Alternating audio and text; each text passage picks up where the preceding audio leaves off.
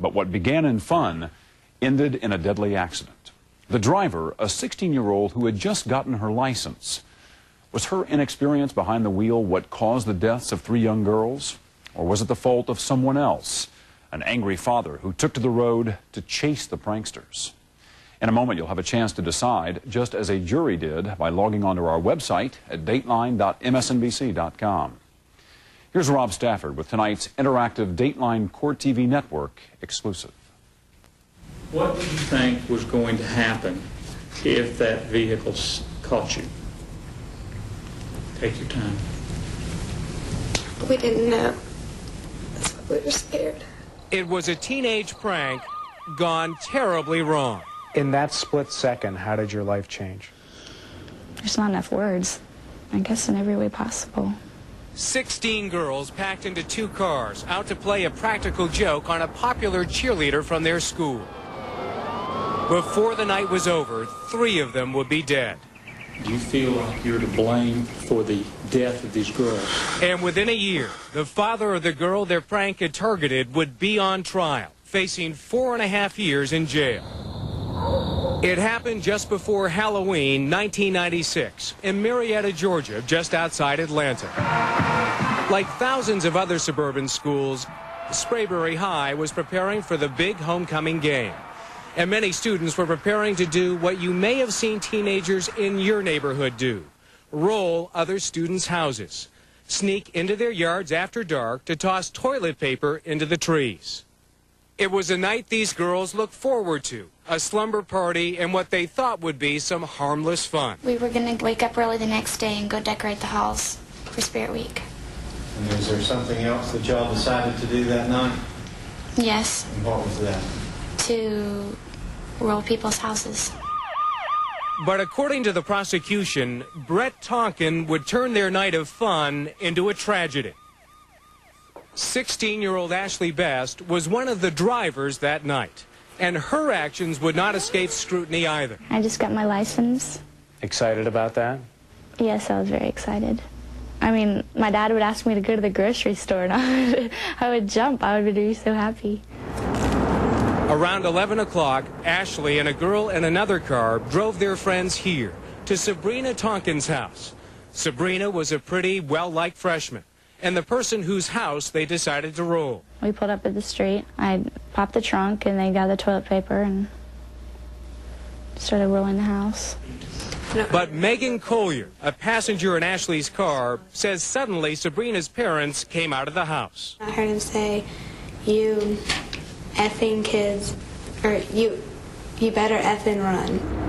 So the girls piled into the waiting cars, 6 into Ashley's Chevy Cavalier, 10 into her friend's Toyota Camry. When they circled back to admire their work, prosecutors said they got quite a surprise. Brett Tonkin and his wife Margaret were climbing into his new black Chevy pickup truck, following first one car, then the other. He was like following Jill's car, and he stopped and he saw us, and he backed up and started coming after us. Their friends were now headed safely home. But the girls in Ashley's car wouldn't be so lucky. What are the other kids saying to you? They're like, "Go, go, go." And what did you do? I went. Megan and Ashley describe a terrifying ride, racing through stop signs and back streets, with Brett Tonkin's pickup truck close behind. Were you scared, Megan? Yes, sir. Why were you scared? Because we were going really fast and some man was chasing us. Put your left hand on that bottle there. And Even when challenged by the defense, Ashley stood her ground, saying she was a careful driver, scared by Brett Tonkin into making bad decisions that night. I was scared of the pickup truck, and I was scared of what would happen if everybody in my car got caught rolling a house. Was it the fear of being caught rolling a house that led you to go so fast? I don't think I would have gone so fast had I not been scared of the pickup truck. You solemnly swear or affirm the testimony you give to the court. In court, people came forward to confirm the girl's story. Just have you got. Yes, sir. One of them was Tonkin's neighbor. How close was the truck to the car when you saw it? He was probably about half a car length. Half a car length? And Do you have an estimate of how fast they were going? I would imagine maybe 40. The girls say Tonkin chased them like that for about 2 miles until their wild ride ended down this dark, winding road. I woke up and I didn't know where I was. I kept asking if one of them would help me get out of the car.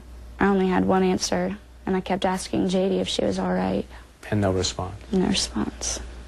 Ashley Best had turned her lights off, hoping to hide her license plate. She missed this curve and slammed her car into a tree. In an instant, 3 of her friends were dead, all before their 16th birthdays. Leslie Carone, a top student who had just discovered a talent for art. Rachel Ford, a thoughtful girl who could always make people laugh. And JD Birch, a gifted singer who never passed up a chance for adventure. Ashley was in the hospital recovering from a broken collarbone, a head injury, and other trauma, not knowing what had happened to her friends. When her father gave her the news, she blamed herself. I asked him, how are my friends? And he said, Ashley, they're not all right. And he said, JD didn't make it. And I started crying, and I said, I'm sorry. And I said, it's my fault. And she hears them turn. But the prosecutor was asking the jury to blame Brett Tonkin, too. He started breaking the law. That's where his rights to defend his property ended. His office would charge Brett Tonkin with vehicular homicide, accusing him of chasing the girls to their deaths. But that wasn't all the girls said Tonkin had done. Did you see anybody when you got out of the car? Miss Tonkin. My name's Margaret Tonkin. That's her on the police videotape about an hour and a half after the accident, telling her side of the story to officers. Do you know their condition? No, sir, I don't. Megan Collier, who was barely hurt in the accident, says moments after the crash, she saw Margaret Tonkin standing across the street, doing nothing as she and Ashley cried out for help. Did she ever ask you how you felt? No, sir. She never once came to me. She never put her arm around me. She never asked me how I was doing. She never sat me down. She never said anything to me. Was the pickup truck there? Yes, sir. Was Mr. Tonkin there? No, sir. Brett Tonkin wasn't even there.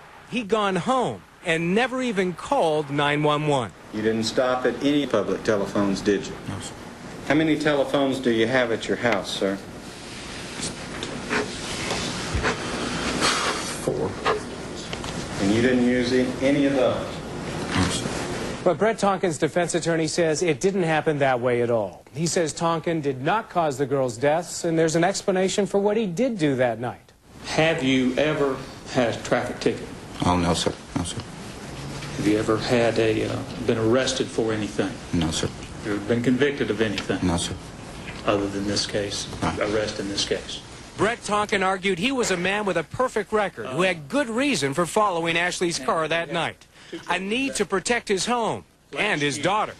In summer of 1996, did you have then start to have some problems with vandalism? Yes, sir, I did. Jurors learned the Tonkin family's yard had been rolled twice already, once with toilet paper, once with much more. My yard was beyond belief. Every tree was covered. There were mounds of dog food all throughout my yard. There was kitty litter spread all throughout the front yard, in all our bird baths. Plastic spoons, knives and forks stuck everywhere. Even worse, Tonkin says, were the notes the vandals left for his daughter, Sabrina. I was more upset at my daughter about this than anyone. Why? Because I thought she was doing something at school that I couldn't understand why people didn't like her. This time, Sabrina Tonkin knew a rolling was coming, and her father told jurors he had a plan for ending the vandalism. Get the kids' license plate numbers. Call the police. I looked out the front window and my yard was covered in people. They were throwing toilet paper into my trees. Were you angry? I was upset, yes, sir. Why were you upset? Because I was getting hit again. When the girls drove back by his house, Brett Tonkin told jurors he saw his chance. What was your intent in following that blue car? To get her tag number. Tonkin testified there was no plan to chase the girls and no thought they might wreck. In fact, Tonkin says he never even got close enough to read the car's tag. On the stand, he admitted breaking traffic laws, but no more. You don't deny that you were speeding that night, do you? Absolutely not. You don't deny that you went through stop signs that Absolutely night, not. You don't really deny that part of the way you were driving was pretty reckless that night. To endanger anyone, I don't feel I was. In fact, Tonkin's lawyer said it was Ashley who caused the crash by driving too fast and turning her lights off. And they pursued this vehicle. He argued Tonkin could not have caused it because when the accident happened, he wasn't chasing the girls at all. He'd lost them half a mile before Ashley's car hit the tree. Were you chasing the girls at the time that they wrecked? Correct. No, sir. Were you even within sight No, of them sir. when they No, wrecked? I was not. Were your lights shining in their back window at the time? No way. So I was able, from that area, to see. And he had a witness to back him up. John Umberger, who lived just off the road where Ashley's car crashed. The last along the route to say he saw part of the chase. Can you tell us what the difference in time was between the passing of the first vehicle and the passing of the second vehicle at Mulberry? I would say approximately 30 seconds. Went over and yelled at them, "Are y'all okay?" And all we heard was some groans. Brett Tonkin and his wife Margaret disputed the rest of the girl's story too, testifying the car had already wrecked by the time they got there, and insisting they did try to help. I yelled into the car, "Is everybody okay?" Was there a response?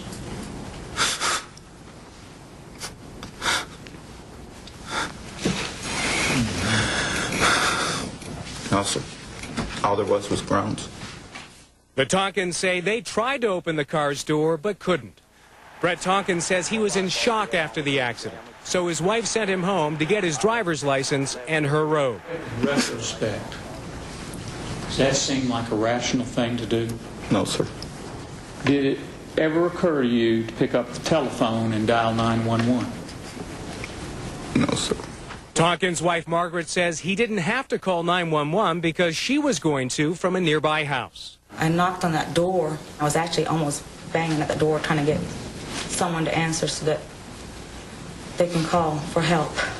Brett Tonkin told jurors he returned to the scene soon after, bringing a policeman he'd spotted on his street. So what the court is going And to his lawyer argued that Tonkin's behavior after the accident was not the issue. You're here to determine whether Brett Tonkin is guilty or innocent of a criminal act, not of being stupid, not of using a little bit of bad judgment. Not is he guilty morally, not did he not make a phone call, but is he guilty of causing the death of 3 people? Everybody who had responsibility needs to be held accountable. But to the prosecution, this was more than a case of bad judgment. Brett Tonkin had broken the law. And we, as a society, cannot allow people to go out and break the law when there's no more danger to the property. It would be an emotionally wrenching decision. Which side would the jury choose? Is Brett Tonkin to blame for the deaths of these girls? You can tell us what you think now by logging on to our website. The address is dateline.msnbc.com. We'll show you how you voted and how the jury voted when we come back. In on a prank. An angry parent gives them chase. A sudden crash leaves 3 girls dead. Is the parent to blame? Soon a jury will decide. Have you decided? Cast your vote now, live, online, in all time zones on our website. The address is dateline.msnbc.com.